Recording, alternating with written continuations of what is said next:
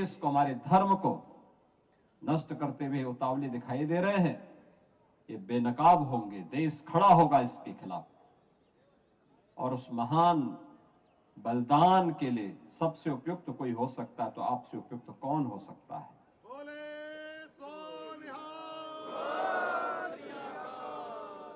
और इसीलिए कहा गया है, गुरु तेग बहादुर जी महाराज अपना शीश दिया, लेकिन भारत के शीश को बचा दिया। कश्मीर बच गया। कश्मीर भारत का हिस्सा है, आज भी है।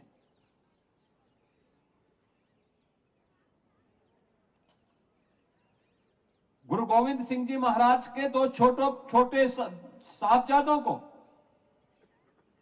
बाबा जोरावर सिंह और बाबा फतेह सिंह को, वजीर खान कहता है कि केवल एक बार, केवल मुंह से निकाल लो इस्लाम के को स्वीकार करने के लिए। उन्होंने कहा नहीं, ये नहीं हो सकता, और उन्हें जीवित ही दीवारों में चिन दिया गया। चमकौर के युद्ध में दोनों बड़े साहबजादा बाबा अजीत सिंह और बाबा जुझार सिंह शहादत को प्राप्त होते हैं। इस दुख में माता गुजरी देवी ने अपना स्वयं का प्राणोत्सर्ग किया। क्या स्थितियां रही होंगी, और उन विपरीत परिस्थितियों से आगे बढ़ते हुए गुरु गोविंद सिंह जी महाराज ने इतना सब कुछ खोने के बावजूद भी एक ही बात कही थी कि 4 हुए तो क्या हुआ, जीवित कही 1000। यह मंत्र आज भी पूरे भारत के लिए एक नई प्रेरणा है, एक नई प्रेरणा है। बचपन में भी हम सुना करते थे गुरु गोविंद सिंह जी महाराज के बारे में,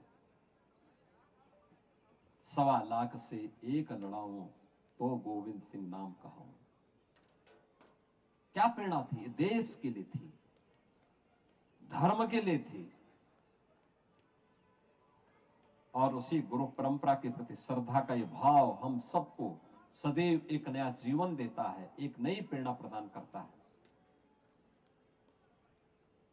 एक नई ऊर्जा का संचार करता है, हमें आगे बढ़ने के लिए प्रेरित करता है। गुरु गोविंद सिंह जी महाराज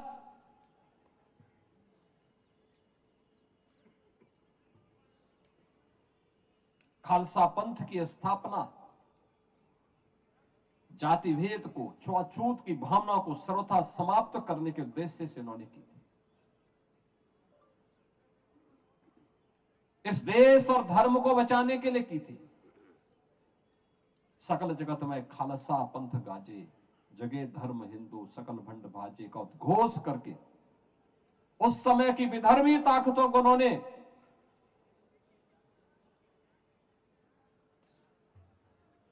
उस रास्ते से हटने के लिए कहा, चाहे देश और धर्म के मार्ग में बाधक है। और इसीलिए हम लोग आज भी कहते हैं, बार बार इस बात को कहते हैं, याद करना सिख गुरुओं ने जो परंपरा डाली, गुरु नानक देव जी से लेकर के गुरु अर्जुन देव जी से लेकर के गुरु तेग बहादुर जी महाराज और गुरु गोविंद सिंह जी महाराज तक, सिख गुरुओं का ये गौरवशाली इतिहास एक नई प्रेरणा प्रदान कर रहा है हम सबको, एक नई प्रेरणा प्रदान कर रहा है। गुरु गोविंद सिंह जी महाराज के कभी विचित्र नाटक को एक बार अध्ययन तो करो, पता लगेगा कैसा दिव्य महापुरुष था, जो अपने पूर्व जन्मों के बारे में भी अवगत करा रहा है, उन सभी स्थितियों के बारे में हम सबको अवगत करा रहा है, जिनको देख करके रोंगटे खड़े होते हैं। आज भी हम लोग बड़ी श्रद्धा के साथ उन भावों को देखते हैं, समझते हैं, और ये हमारा दायित्व बनता है एक लंबी यात्रा के लिए उससे हम प्रेरणा प्रदान करें। आज का ये प्रकाश पर्व उसी प्रेरणा का एक दिवस है, जब हमें सिख गुरुओं के त्याग से, उनके बलिदान से, उनके कृतित्व से एक नई प्रेरणा प्राप्त होती है। और ये तो लखनऊ का सौभाग्य है